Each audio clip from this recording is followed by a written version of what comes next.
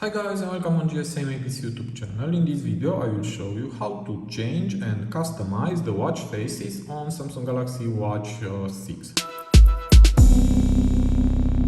So here is my 6 Classic, and to change the watch faces just push it long on the screen, and now just tap here the plus sign, and from here you can add watch faces, and we have a lot here. These are graphical, and if you go down you will find another type of watch faces. These are informative. Let's go down. We have health watch faces, classic, and these are simples, basic, and from here you can download new watch faces, I guess from the Galaxy store.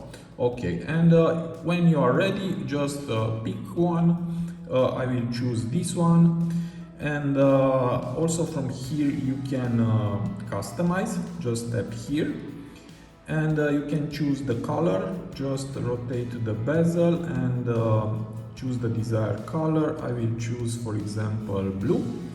And now if you will swipe to the right, from here you can choose a complication. Just tap here, and we have here a lot of complications: barometer, battery, Bixby, bus controller, calculator, compass, date, event. There are a lot. Okay, and just choose one. I will choose, for example, steps. Okay, and then tap on the power button, and here is my watch face with the complication. I made only 24 steps today.